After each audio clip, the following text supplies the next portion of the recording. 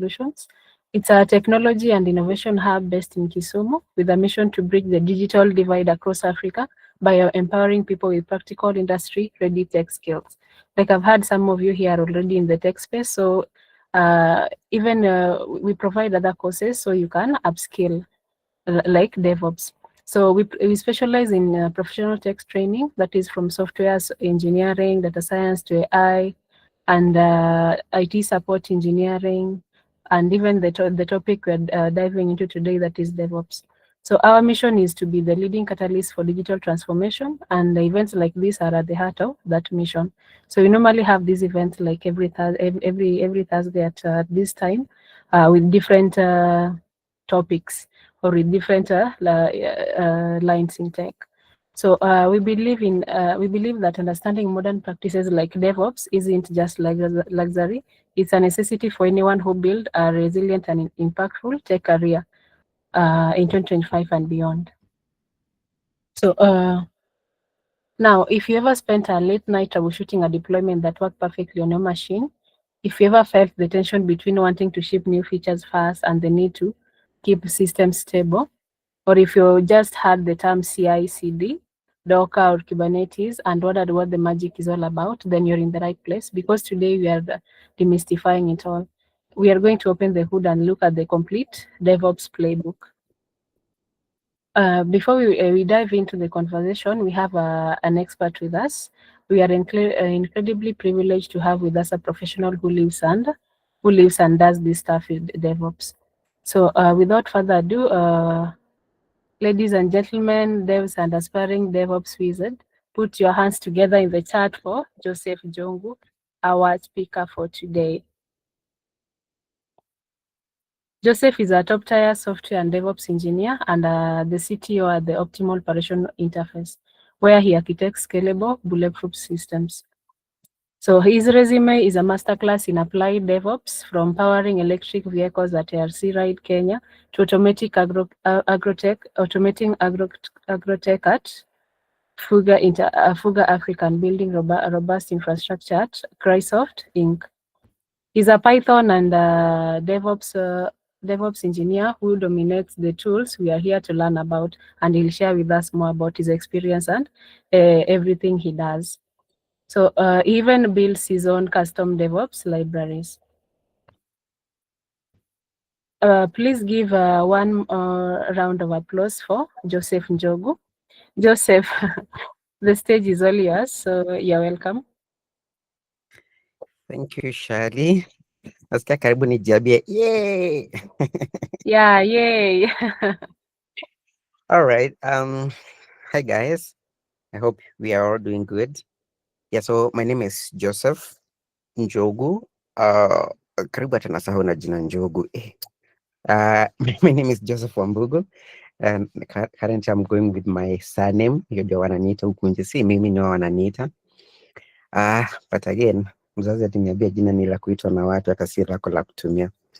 Now guys, as you've heard from Shali, I'm a DevOps engineer, having worked for a couple of companies, starting from Cryosoft. Actually, Cryosoft is a company we started when we were still in Maseno. So Cryosoft then went to Savannah Informatics, that's a healthcare IT company, then went to Fuga Africa, moved from Fuga Africa, went to ARC Ride, or rather ARC Ride, that's an EV company. Moved from ARC Ride and went to NCBA Bank, moved from NCBA Bank to now where I am, or rather this is even where I started a very long time ago. That's OOI, or rather Optimal Operational Interface. Now, I want to share my screen, even though it doesn't have anything to share, but let me just share.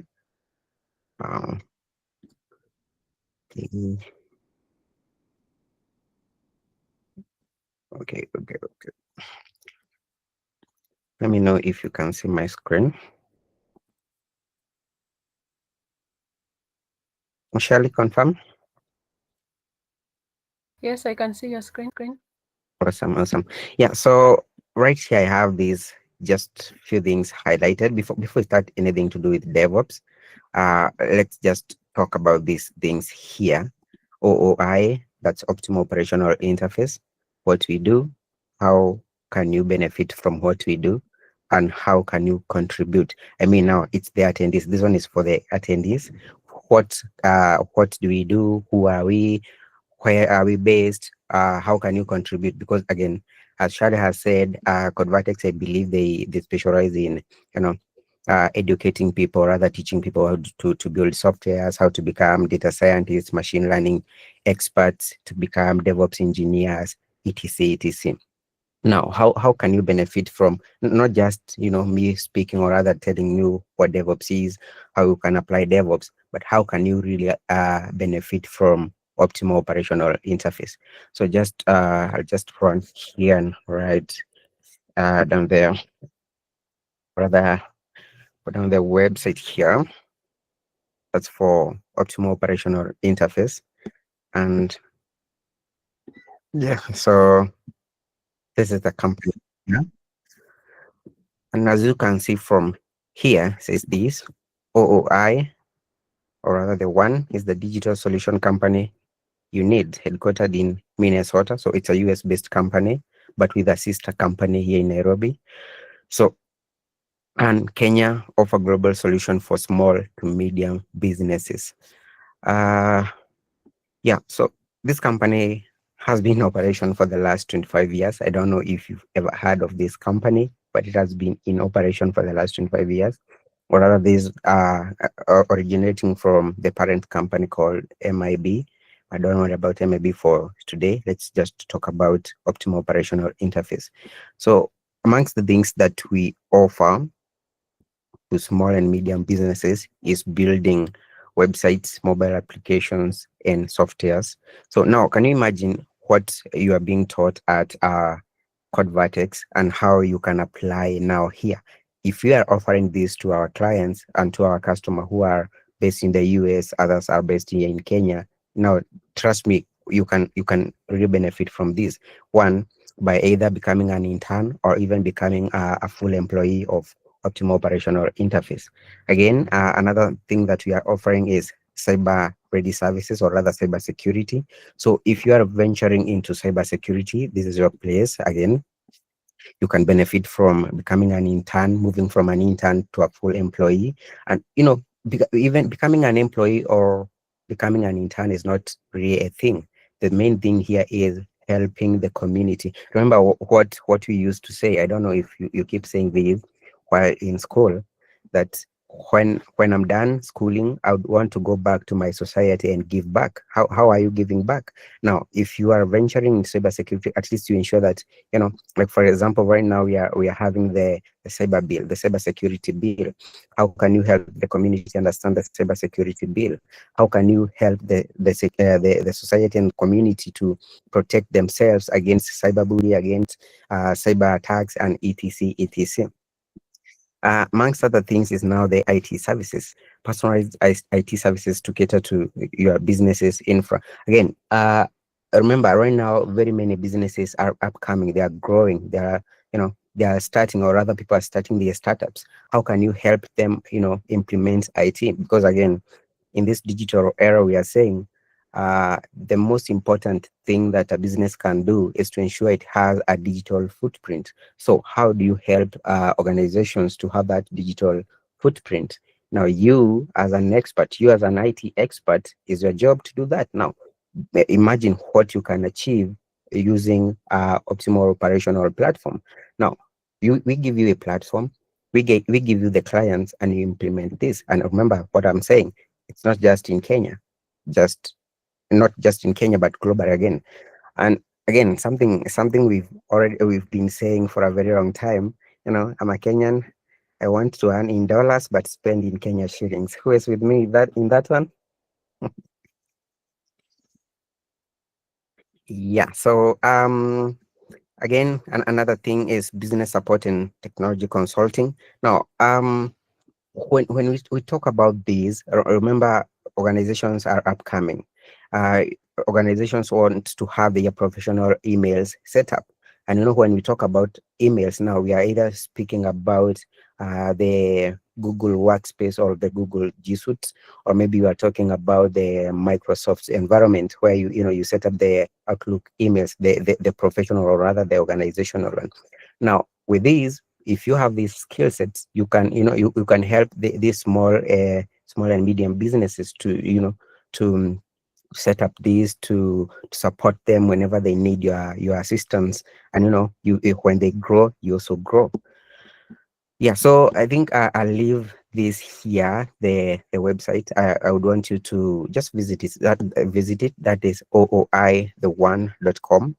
Get to see what we do, and get to learn more. Again, I think Bill will drop my email or rather my contacts before the end of this session. Then if you feel like you have something that you can contribute to us, or rather you can work with us to achieve, you can just reach out to me. I hope that sounds good. um Yeah, so that's us, that's OOI. And again, that's a couple of things that we do there, offering services, and how you can benefit is, taking advantage of, OOI as a global company, get into the company, deliver to customers or clients what we are delivering, or rather what we are building, and you get to benefit from that by one, getting a salary, and two, also by learning, and also again by interacting with global clients. And again, as I was saying, earning dollars and paid in Kenya shillings. Um, Now, as code vertex right now, how we can work as of now, I think because we have very many students there, I believe if we can have a constructive conversation, we can say we will be offering some internship, either remote or on-site internship to the students here, so that we are ensuring whenever you are studying from, or rather you are getting your studies from Code Vertex, you don't keep asking yourself, and where will I get the job, where will I get the internship? You don't have to be worrying about that. So talk to your boss, talk to your to your boss. Well, let's have a conversation so that you can even benefit from this, not just having a discussion about DevOps, but also you benefiting now from all that thing, or rather from everything that you are doing. Any question to that point?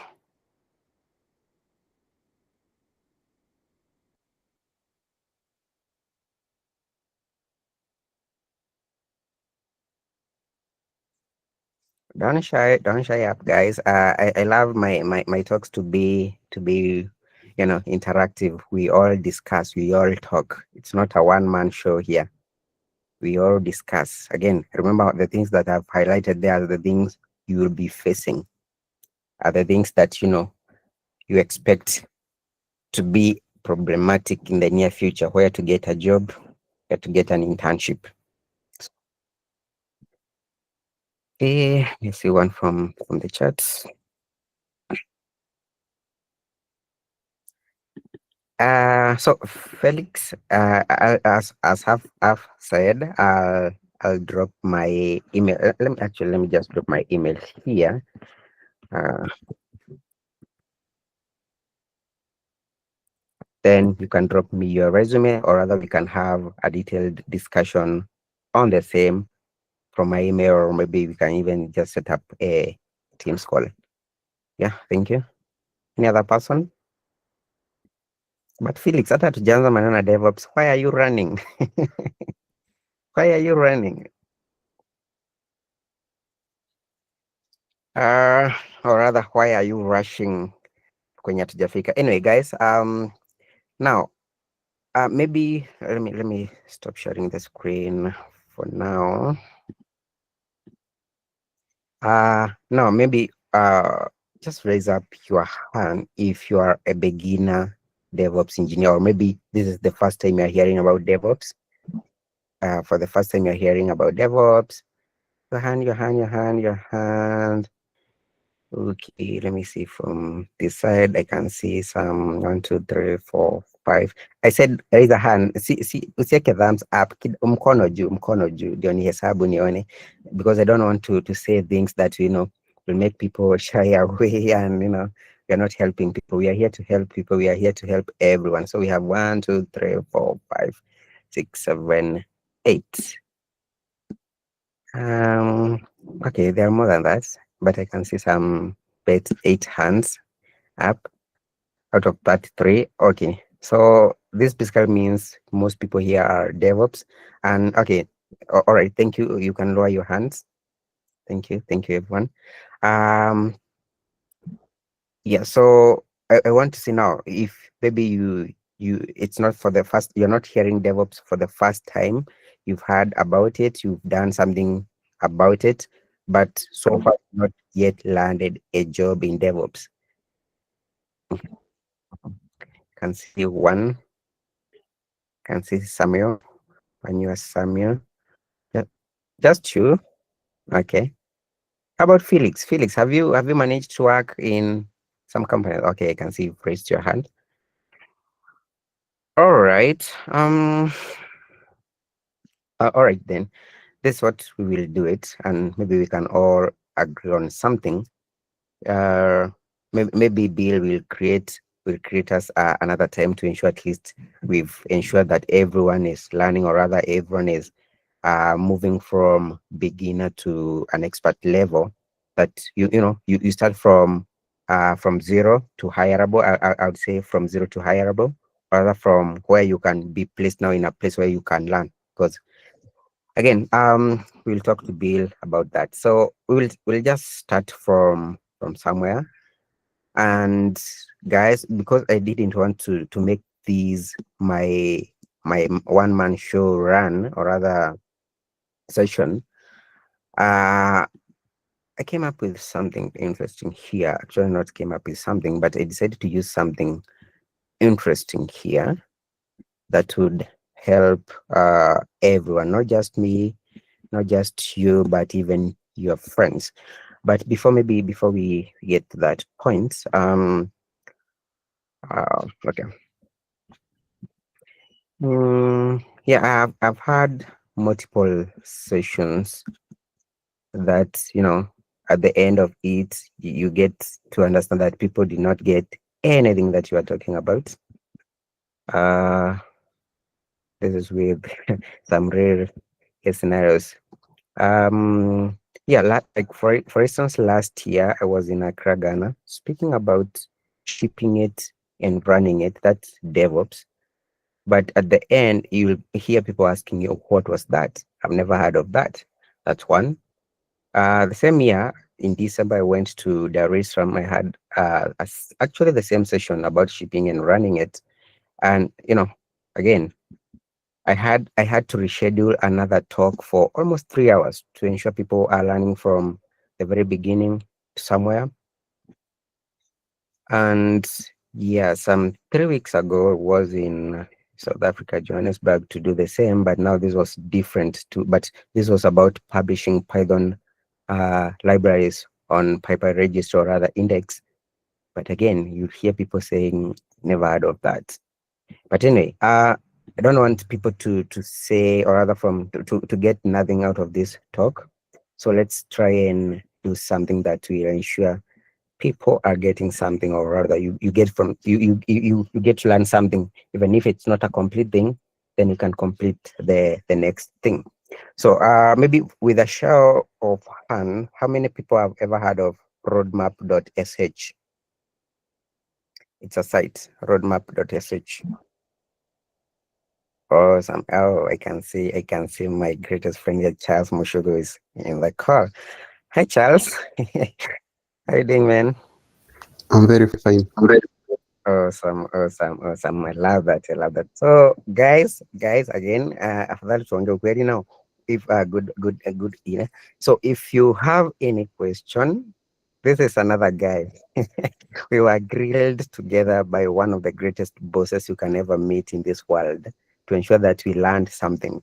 Actually, we knew about DevOps during that time, and we got to learn about Python during that time. That's Charles Mushogo. That's at Savannah Informatics. So talk to this guy. Don't shy, talk to him. Yeah, so guys, I decided I won't build or rather I won't create the slides, because now the slides will be what I think I want people to know. But what if what I want people to know is not exactly what they want to know, or rather what I want people to know will just confuse them out of this world. What I decided is, what if we just used a standard way that is out here that won't confuse you? That when you maybe you go to Charles, he'll tell you go to roadmap.sh.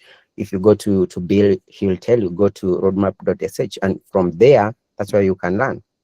And so I'll just share my screen. Then we can go line by line on that. Then we can see what we have here. I hope you can see my screen.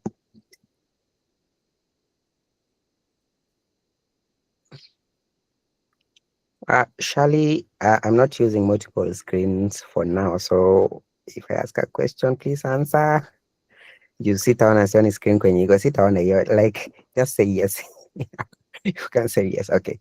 Um. Thank you. Yeah. So in here we have a very long definitions of what DevOps is. But if someone was to just ask me what DevOps is, I'll just highlight it from here and say this is what DevOps is. DevOps is a culture, and stop it at that point.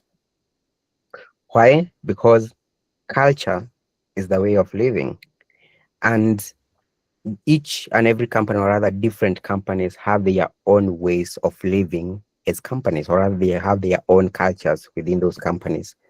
And you as a person learning DevOps, this should be a perfect place to just stop at. The rest will just determine where you are moving. As much as rather, let me just go there.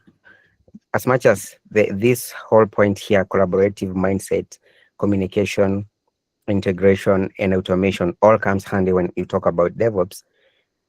Uh, yeah, they are the main things that you will be doing as a DevOps engineer. But it's culture.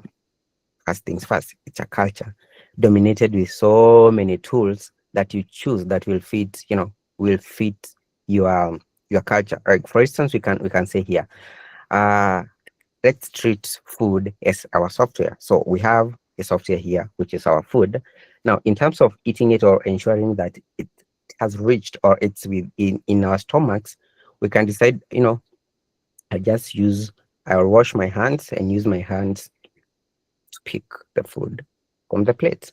Or I'll use a spoon, and someone else will say, no, no, no, I'll use the chopsticks. Someone else will say, no, no, no, I'll use a fork. So the whole thing about the culture, right? And now, again, you talk about, say, communication, or rather communication, I want to treat that in another line. Uh, before DevOps came into place, I think that's around 2012. If I'm not very wrong, 2012, 2012, around there. Uh, we used, or rather people used, not us, not me actually, I'm very young. People used to deliver software, or rather to ship software in a traditional way. Or rather, they used to work, because again, remember, they were still shipping products to production. People are still using softwares, but how are they using it? How are they, doing it? Why did we, or rather why did they decide to bring about DevOps? Again, they're talking about communication. So if we are talking about communication, then how are they working? So this means there were no uniform communication. They were just, or rather they did it. Okay, when we talk about now this communication, is maybe we now have a central tool, or rather, that unifies communication. Like for example, we say for this company or for our organization, we will be using Slack for communication. So if you have anything that people, or rather the team, needs to know, it needs to be communicated within that channel, so that everyone will get the same information. Because again, if I decided to tell you this, then Charles tells you something, the same thing that I'm telling you, but he tells you the same thing. Trust me, before it reaches the last person, it should have lost the meaning, or rather, how it was intended, or rather the message that was intended to get to people, will have lost the meaning along the way. But if we use a central tool, or actually a central tool, to ensure that the same information, rather message that was disseminated, will get to everyone with the same meaning, and they will now, in terms of understanding, depends with people, but now the same message will reach every person as it was intended. For collaboration, this means now, if DevOps is bringing about collaboration, then how are people working initially, or rather, how was it if they were not collaborating? This means people initially were working in silos. And now, with that same mindset of ensuring that people are working together to ensure, the whole thing is to ensure that softwares are being shipped faster, reliably, and to the customers. Again, something maybe Mushogo can attest is that we were told by Dr. Gurenyaga that, if it's not shipped, it's useless. And again, it's not just shipping, but shipping it on time. Again, shipping something on time and ensuring that it's shipped. Because again, if you don't ship it, customers are not using it. If you ship it very late, it means they will have lost that confidence in you that you can do something, or rather even in your software. So you need to ship faster so that it reaches them very quickly, or rather they are using it at intended times and reliably at the same time. So that is why collaboration was needed. This called for to ensure that people are not working in silos, or rather they are not working in separate, working separately, but they are collaborating. Integration and automation.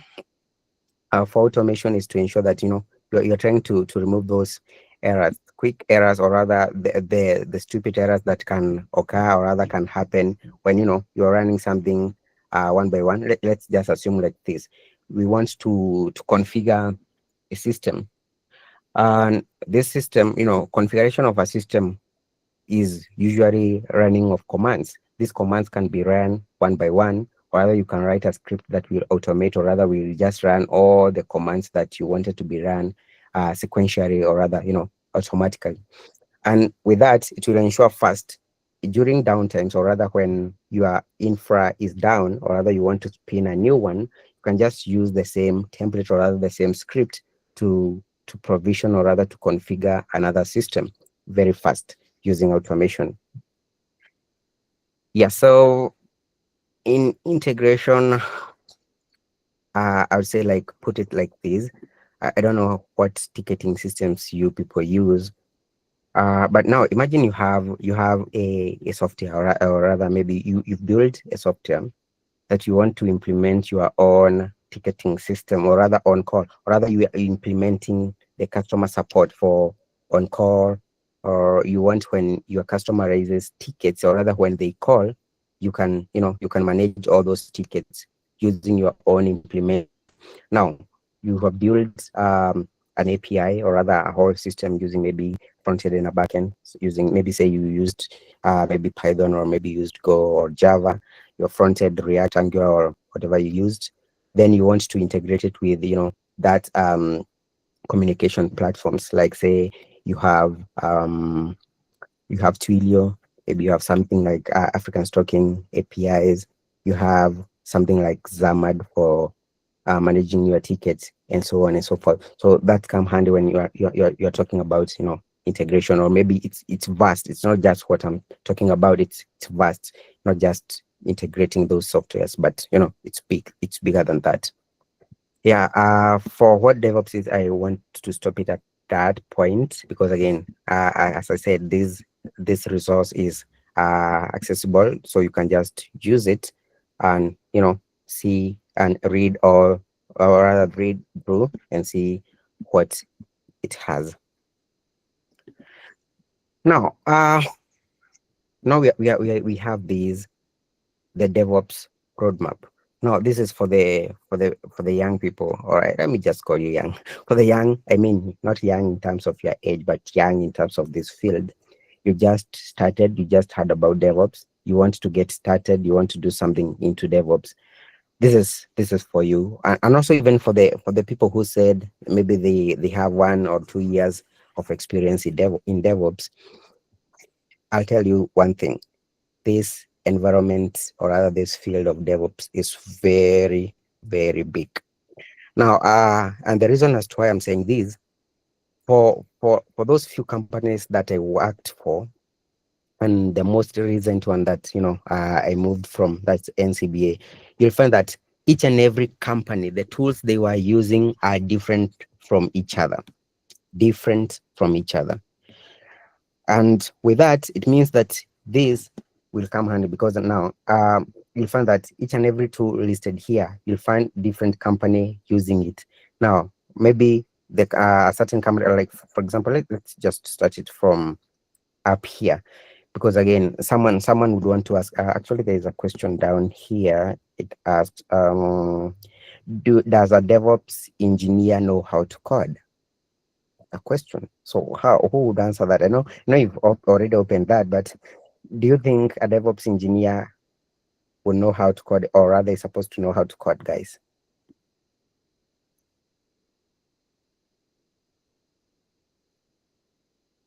Mm-hmm. Beth?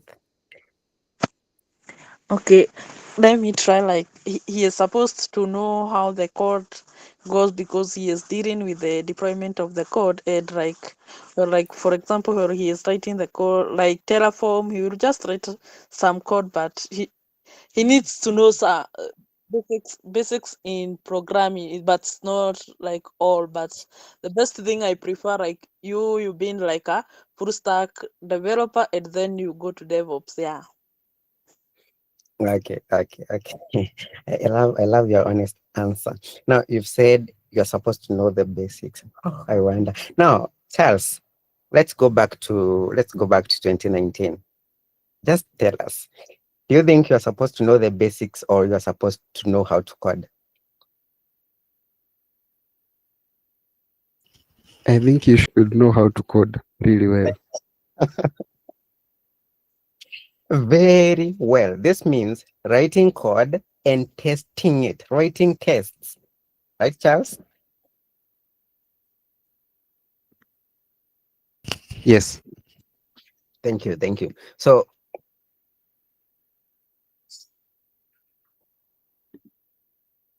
guys, you've had that. Okay, Beth, I can see your hand is up again.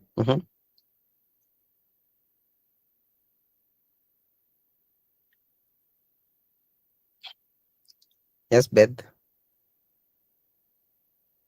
Okay, Okay, sorry. Titus. I did not roll the hand. Okay, Titus. Yeah, hi.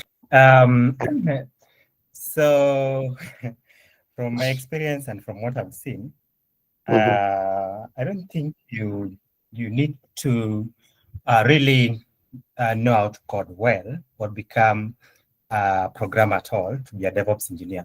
I've worked with a guy who just the expertise is DevOps, and they build mhm, for you pipelines mhm. that work without even having to know the stack that you're using, deploying different applications from different programming languages. But one thing you must keep in mind is that you must know scripting. You must know how to write scripts, whether it is Bash or whether it is Windows script, or we call them what, whatever. But to say that you must become a good programmer for you to become a DevOps engineer is a bit overrated. All right. Yeah, I because would like. what is the need of? Because normally when you develop their best practice, and normally the first thing they're telling you, comment and also Mhm. document your code and write tests. So Okay. DevOps is just automating things. Okay. I doubt what you're saying is true. Now let's write. You can see my notepad, right, Titus? Oh, Hello? yeah. You can see it. Yeah. Yes. I want you to stay there, and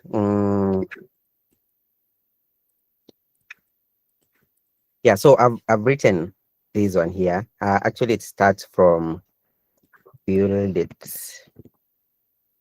ship it, and run it. Now, have you ever heard of this saying? Yeah, several times. Several times, right? Then we have these called, or rather, one of the KPIs is mean time to recovery, right? One of the DevOps KPIs, right? Mm-hmm. Now let's talk like this. Now let's just put it like this, right? Now, a system is down, right? A system is down, and as we are saying, mean time to recovery is one of the KPIs. That is the only time we can say our DevOps is effective, and the system is down. Then the builder of that system is unreachable. We can't reach out to them. And remember, this the when these things happen, they happens at worst case times when you can't reach out to people. Maybe it's on a weekend when people are having fun. Maybe they are just messed up. You can't reach out to them, and you are the only person available as a DevOps engineer. And it's the system which has failed. You're a DevOps, and you don't know how to code. I just wanted to put that into perspective. Okay, now Okay, most of the time. don't overthink. Don't overthink. Don't overthink. Now let's just put it like this again. Now, mean time to recover. As much as we are all on that same table, right? We are on that same table. Assuming the platform that we are building, or rather the system that we are building, is a fintech system. You know, we can't afford to be down for more than even for a second. We can't afford that, right? And you are or rather you are a developer. Let's just say you are a developer who is also a DevOps engineer. You know where the problem is. Do you think it would take the shortest time for you to fix it and deploy it, or or it would take the shortest time for you to identify the problem, fix the problem, and contact the DevOps engineer to deploy it? What I would say is this: in a DevOps pipeline, normally, Mhm, I would say people came up with DigitalOcean, where you just connect your GitHub repository and it deploys everything for you, and you have monitoring tools and everything and rollbacks. I don't mhm, think those people even know what I've written in my code, and yet my system normally it self-heals. Most of the time, if you're DevOps, if you're a good DevOps engineer, your system should self-heal to the safest stable version that is there. So if somebody introduces something that makes the system fails and your DevOps mhm, pipelines are good, it should support auto rollback and mhm, backups. So by the time I'm reaching out to you, the system mhm. won't be entirely down. Another pod will pick automatically and self-heal. I love So your I don't optimism. think I really don't think you have to get into the nitty-gritties of learning code to become a good DevOps engineer. And if you look at systems like, what do we call it, Railway, DigitalOcean, what they are doing is automating DevOps so that just connect your GitHub. They don't know what you've written there, but they Okay, have a safest way to roll back, deploy your okay. systems. I understand. I understand what you are saying. I understand what you are saying. But now, Titus, I would want to put it like this. And anyone, just correct me. I said I'm not the right one here, or rather, I'm not just saying the right things. When we talk about now self-healing and everything, or rather, when you did a change and something is moving up, or rather being deployed, we are using CI/CD, right? Titus, this is for Is it you. the Yeah, audience or me? it's for you. Actually, the discussion we're having with you, it's for the audience. It's not just for me and you, Titus. It's It's CI/CD, yes, I agree. But good. you see, No, don't add we are but. You're negating it. Okay, it's a statement I'm making, then you can answer later.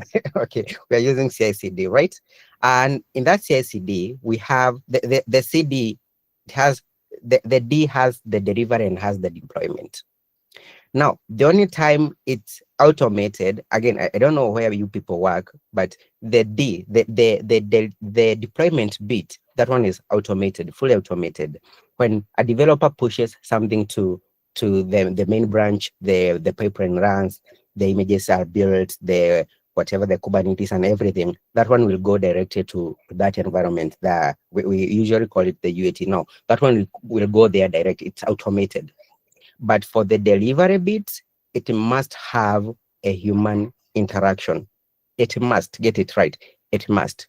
Reason, most organizations, actually, if you are dealing with, I would tend to say serious softwares that are already in production, like say the fintech ones or even healthcare ones, you don't want a version that was not did not go through a cab, or rather the change advisory board, to go into production, because again, you are dealing with so sensitive data that you wouldn't want anything just because it was tested, fully tested by everyone, and you are saying it, let it go to production.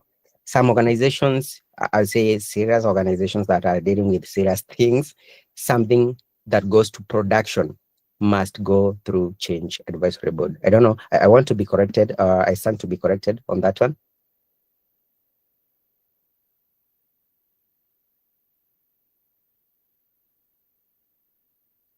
Yeah, I don't know. I don't know. Maybe why is Felix? Felix, how do you do it?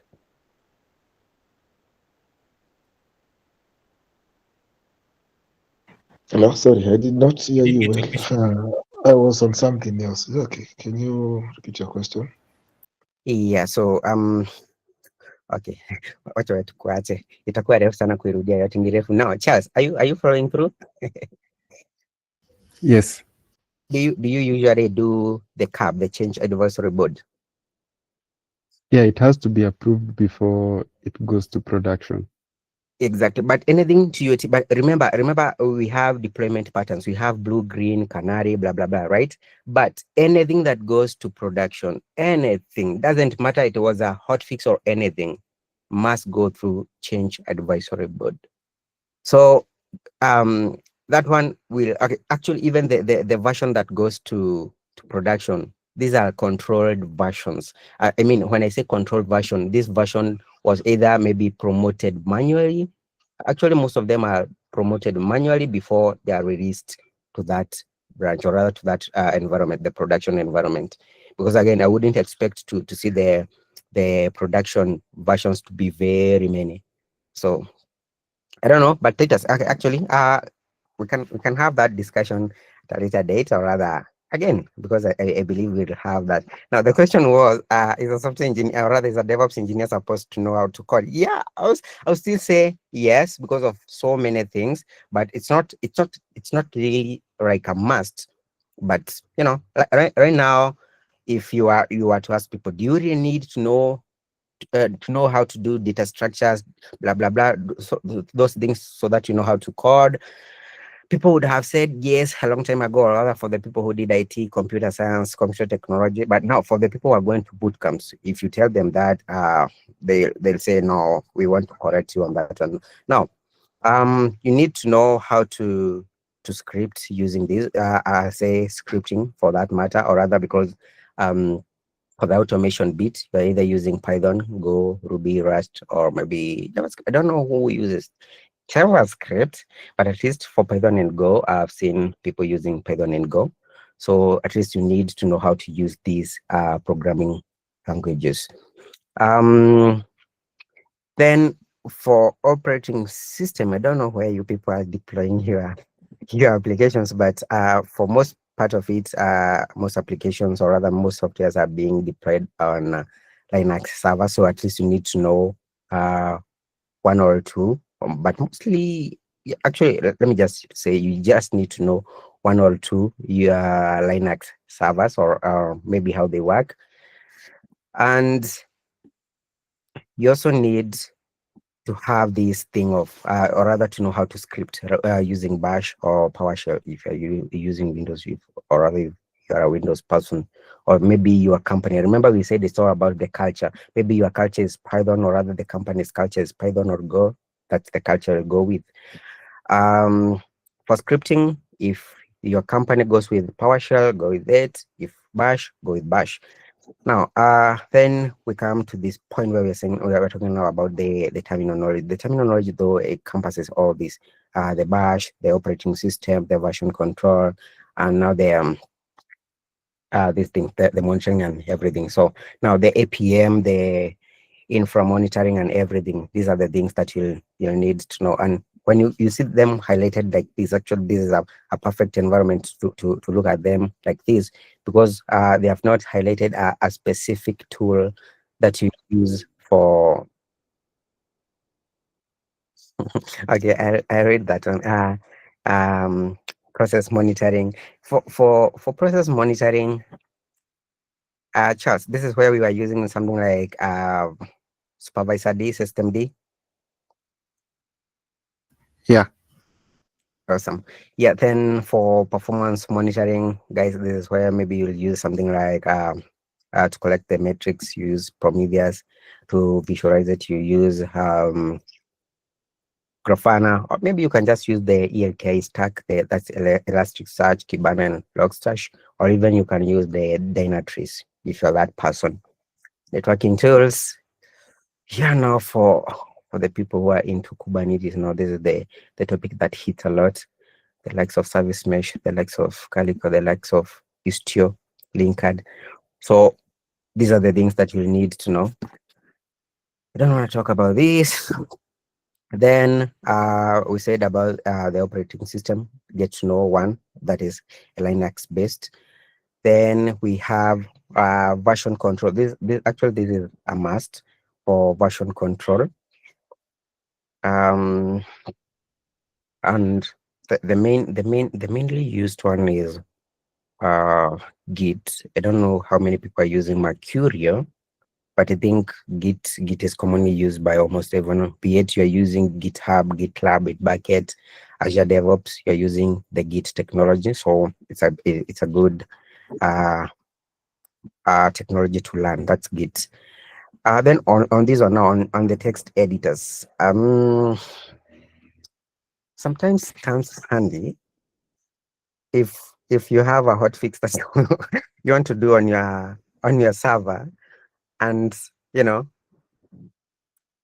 you can just do it there before you fix the things, before mzime moto, you need to know how to do some hotfix.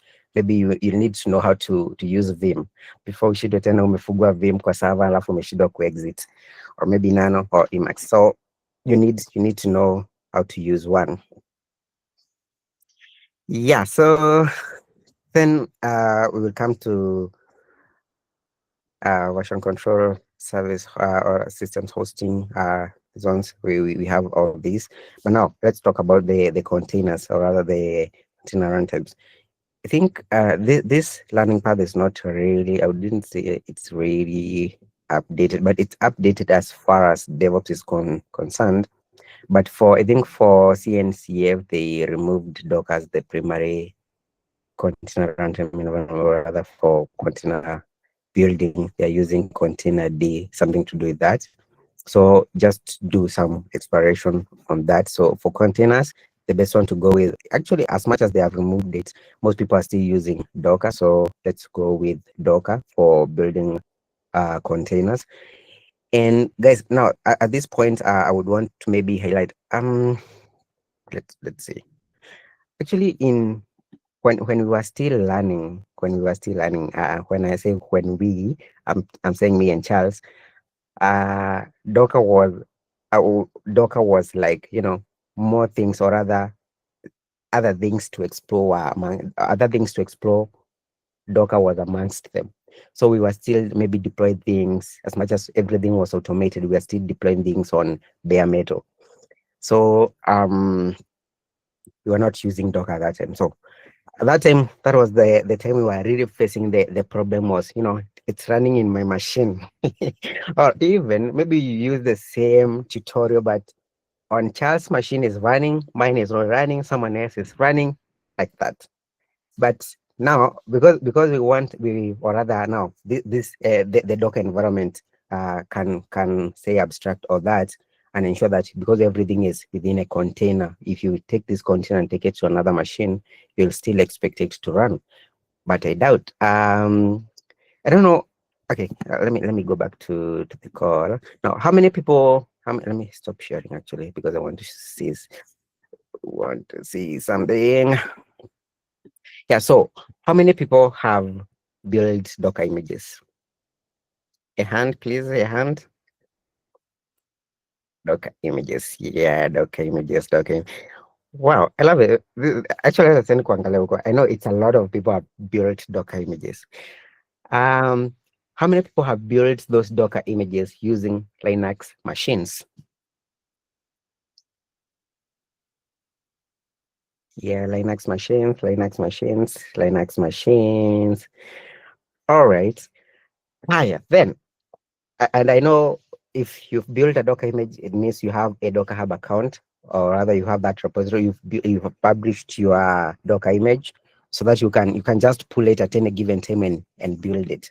I won't ask who, but I assume. Now, have you tried to pull that same image you built using your Linux machine to your maybe an M1 or an M, or rather a Silicon CPU of Mac, or rather an M1, M2, M3, or M4? Who have tried? Yes, have you tried? Yes. Did it work? No, it said that it was not built for this type of hardware, something such kind of an error. Exactly. No, and why are we saying that Docker images are abstracting all that, or rather they become, or rather they are portable? Why are they not portable on M1s or M2s or the M's? Anyway, a problem for another day, guys. Which I think Charles, you found a solution, right? Because on my side I did. Yeah, I So was able to run it. awesome, awesome, awesome. Yeah. All right. Then when you're running, or rather when you expect, when you are building your application again, guys, these are the things amongst the nitty-gritties that you'll need to set up: the load balancing, firewall. Okay, this was something that was disturbing us. Remember, I don't know, Charles, if you can remember when you were trying to get the SATbot, rather the certificates from the SATbot, uh, trying to freeze and freeze the port 80 and everything, trying to open full Nginx and everything. Firewall, setting up a reverse proxy. I don't know how many people have set up forward proxy. With a hand, maybe.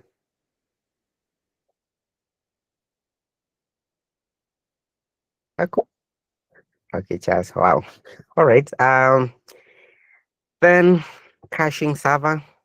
Because again, I don't know how to put this, but when you cache your application, or rather you've implemented caching, uh somehow makes it faster when users are accessing your site, because again, I don't know the types of caching that you've implemented. Oh, someone from the call is saying I talk about Log4j. Really? Okay. We'll look at that later. Yeah, no worries. Yeah, so you are expecting, and actually you can see the base of it here is load balancing, which means you're trying to load the or rather to balance the load. This is in terms of the traffic. You have a lot of users, you have a lot of people accessing your site. How do you ensure that they don't have the downtimes, or rather the system does not crash because of you have a lot of traffic? You do load balancing. How do you ensure that you are not doing unnecessary reads, and yeah, actually, you're not doing unnecessary reads to your backend, or actually to your backend. That is by maybe implementing caching. How do you ensure that you've blocked some maybe people or regions from accessing your thing? This is why maybe it's in a nitty-gritty way, trying to say you have implemented, say, a firewall, or maybe a whitelisting, generally, which is more of a firewall. Reverse proxy, we are using something like, say, Nginx, and the likes. Um, then networking in protocols. Yeah, but now on this one, what is and how to set up X now, or all these things. Now, because nowadays things are easy because again you are not using the bare metal to configure. This was something hectic, especially because we are mostly using Nginx, and to set up Nginx on a bare metal, really guys, really, this was really disturbing, really disturbing. But now that we are in a containerized environment, or rather in a containerized world or area, this means you're just using a containerized version of Nginx. But again, that doesn't really change much because you still have to write your Nginx configuration. Now, I would want you to imagine like this. Like, for example, a scenario that I currently have, whether with the current software that I'm building. You're using Nginx for your HTTP server, or rather uh, for your backend. Then you have WebSockets that you've also implemented and you are using Nginx. How many people maybe have managed to do such a thing? Or maybe you have such a scenario where you're doing that.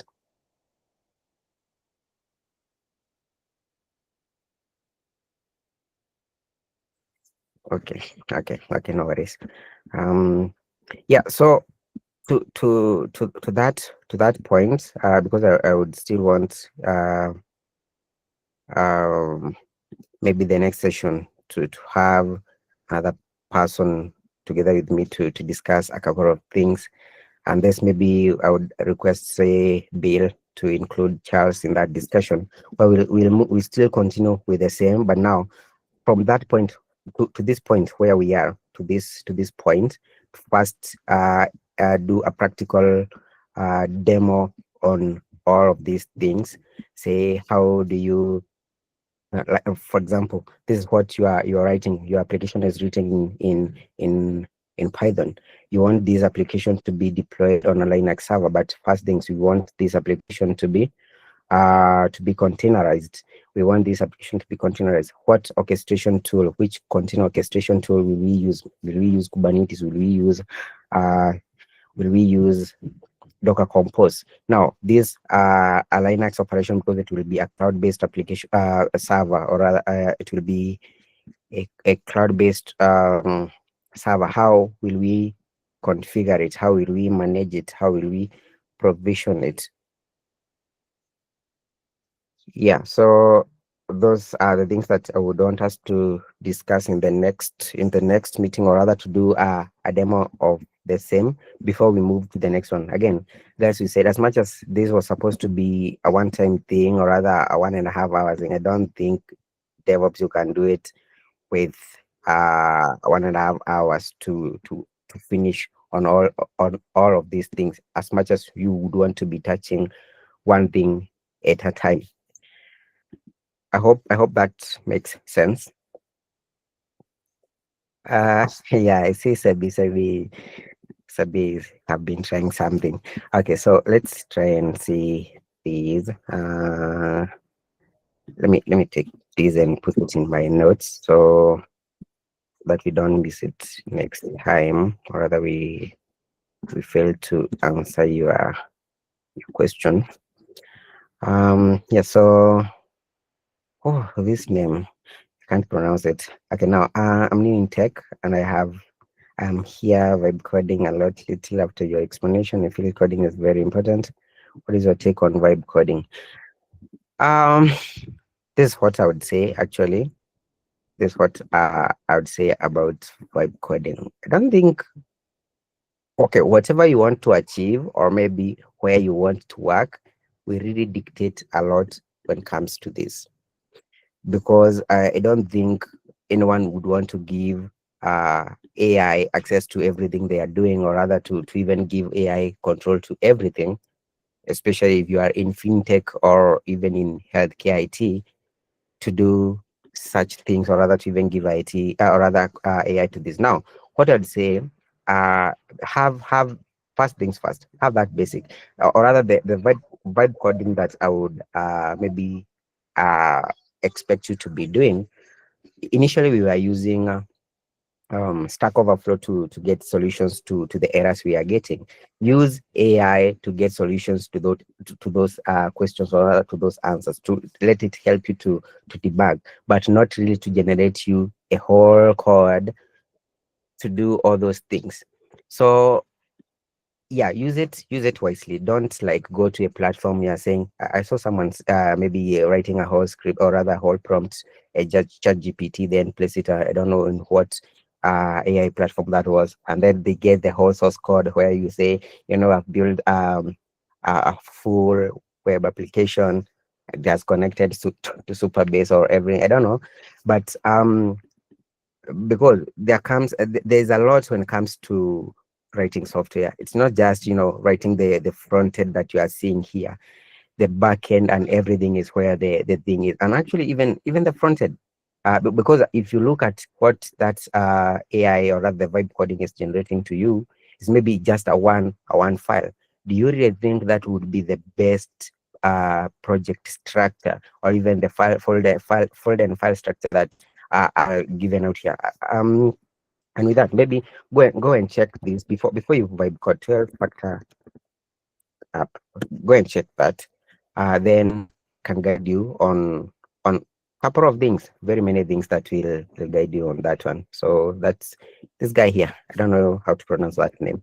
So for Felix, you are I think you still you have my email, but this one will be covered on the next one. Sabi tried to run the Kamramba. So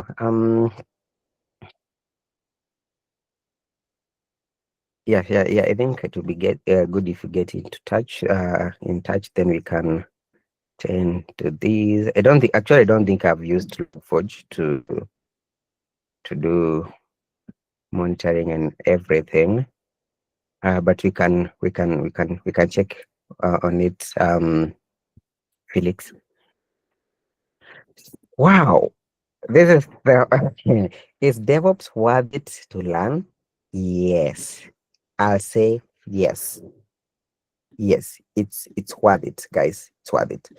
Because I tend to believe most of you are in tech Twitter, and now follow the right people in tech Twitter. You'll find that they are saying, in our company we were billing, or rather we were being billed, say 10,000 USD per month, but when we hired a DevOps engineer who came in and did this and that, we reduced the budget from 10,000 to maybe 5,000, or rather we reduced from maybe even 10,000 to 8,000. Because again, a DevOps engineer is very, very, very critical. Again, something maybe worth highlighting at this point. Uh, in we have organizations which have dedicated DevOps engineering teams. Dedicated. And when I say dedicated, I'm talking about someone who just deploys, ensuring whatever was deployed is running smoothly, just checking the logs of a specific maybe microservice, not based in cloud. That guy, the DevOps person, is not even a cloud person. The DevOps person is not even a monitoring person. The DevOps person is not even a networking person or even a DBA. His main job is to ensure the workloads are deployed. So yeah, Convertex, yeah, DevOps is worth running, or rather, yeah, yeah, it's worth running.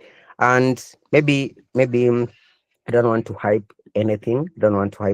But from my previous role, that was purely DevOps. I wasn't writing code actually, to be honest, guys. I was just doing DevOps, and the pay was not very bad, because wasn't very bad, but the range as a medium, or rather a mid-level DevOps engineer at that organization was between 200 and 270,000 Kenya shillings. Not bad for a start actually. So yeah, it's worth learning. And remember, this is a Kenyan-based organization. Yeah, before you start saying no, that's too small. It's a Kenyan-based organization, guys. Kenyan-based organization. For this one, no, Sabi, I wouldn't say no. Actually, if you look at it in a in a good or rather in a bigger picture. Think about this monitoring tool called Dynatrace. Dynatrace ensures that it has implemented AI agents that does a lot of things, and it eases your work. You don't have to do the heavy lifting.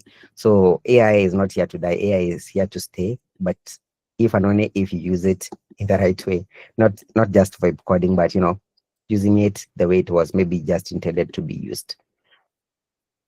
Um, so Leon, you've shared a link. What is it for? Maybe you can just speak up and say something.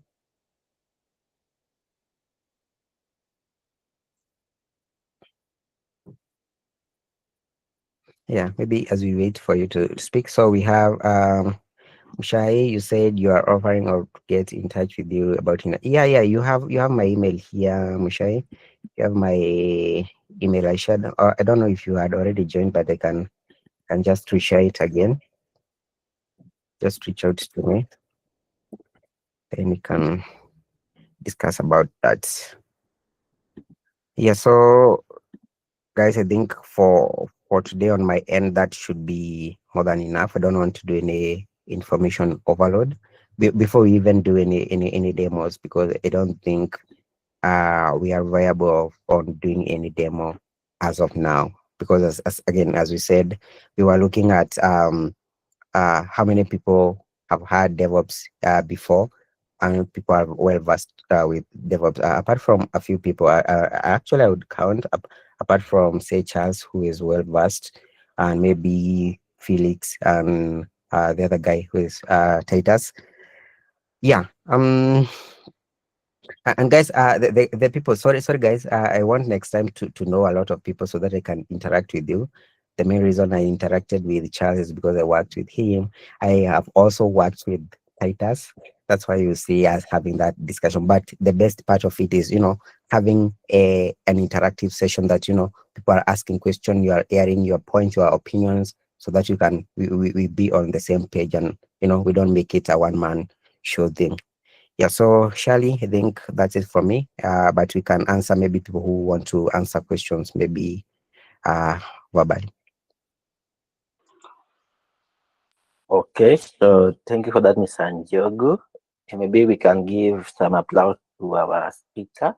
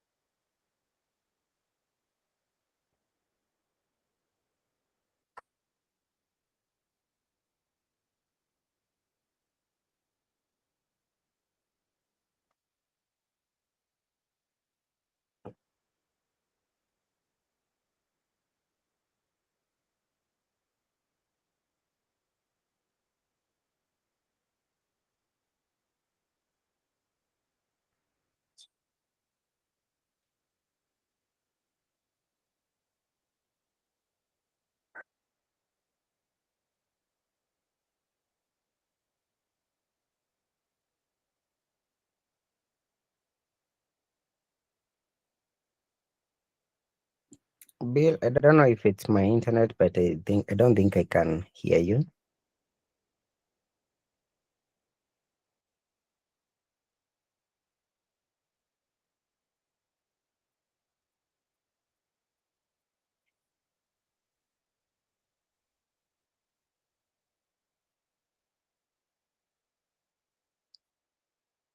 Oh, yeah, so it's his internet, but I think he'll be coming back in a minute. In a minute,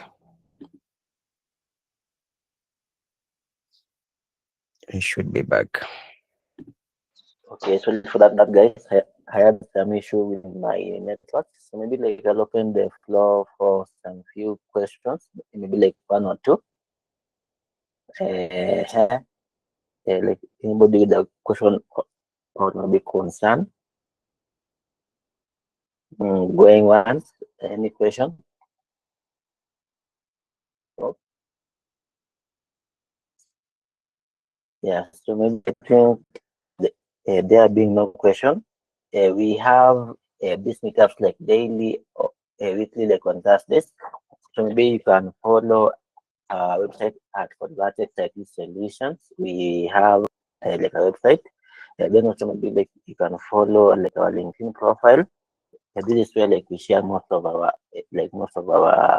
our events. And then apart from that, we also have some courses that we offer both online and then there we have some hub here in Kisumu. So we have some course on data science where like we teach people more like on data, Excel, and how to maybe like build your portfolio in AI. Then we have a course in coding. We have a course in marketing, like where we teach you like how to market well using AI. Then we also have a course on coding, where like we teach you from the basics of front end, back end, and more about APIs. Then apart from that, we also have some course on IT support. Yeah, we also have some course on IT support, like we teach you the basics of hardware, networking, and CCTV installations. Then I think we're planning to do some course on DevOps. Where Mr. Njogu will be one of our main tutors. So, so going like with that, we are planning to have some follow-up event on DevOps next week.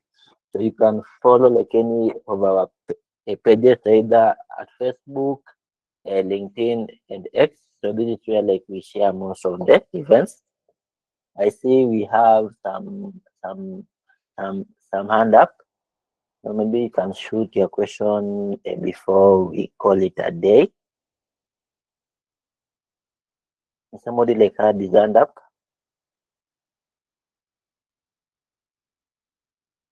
Okay, ni kama our session imeisha. So maybe like I'd like to like finish by thanking you all for coming hapa. We've been here for the past like 1.5 hours, and I'm sure like we have all learned something from our speaker. So if you want to maybe like know about him, you can get to like email him. He's a good guy. I've done a lot with him. So I think without taking time, we can just end it at there. And next week we'll have some follow-up meeting on the topic on DevOps, where maybe like we'll do a demo event. Yes. So is there any question or concern before we finish? I'll be here to answer any like of the issues. Maybe like